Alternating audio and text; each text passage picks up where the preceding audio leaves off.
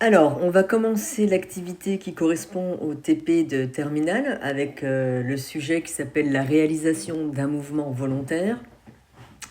On cherche à savoir comment s'effectue la commande d'un mouvement volontaire à travers plusieurs observations d'IRM. Alors, le document 1 nous parle de lésion de la moelle épinière, donc on va étudier une moelle épinière saine et la moelle épinière d'une personne qui ne peut plus bouger les deux bras et les deux jambes.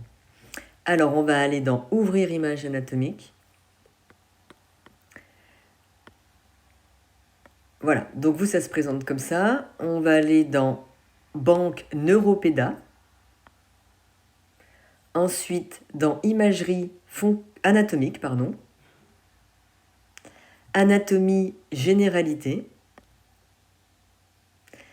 anatomie médulaire saine, et on va aller regarder la moelle saine d'un sujet 1.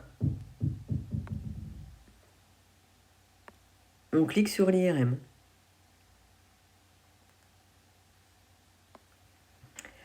Voilà, donc on va regarder surtout l'image qui est en haut à droite. On voit que la moelle épinière est saine puisque elle est continue, c'est-à-dire qu'on voit qu'elle forme une espèce de canal gris foncé.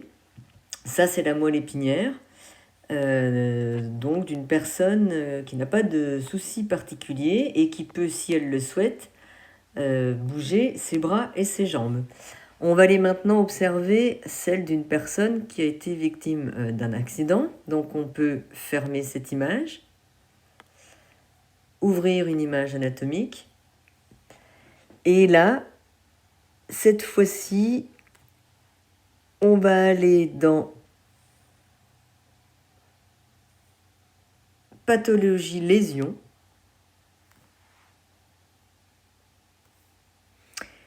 Lésion médulaire. Médulaire, ça veut dire de la moelle épinière.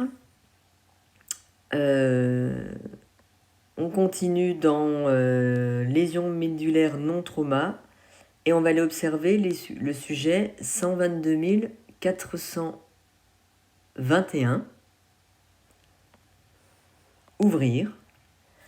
Voilà. Et donc là, contrairement à tout à l'heure, on a à peu près, juste en dessous du curseur bleu, une compression de la moelle épinière qui se voit bien sur cette image.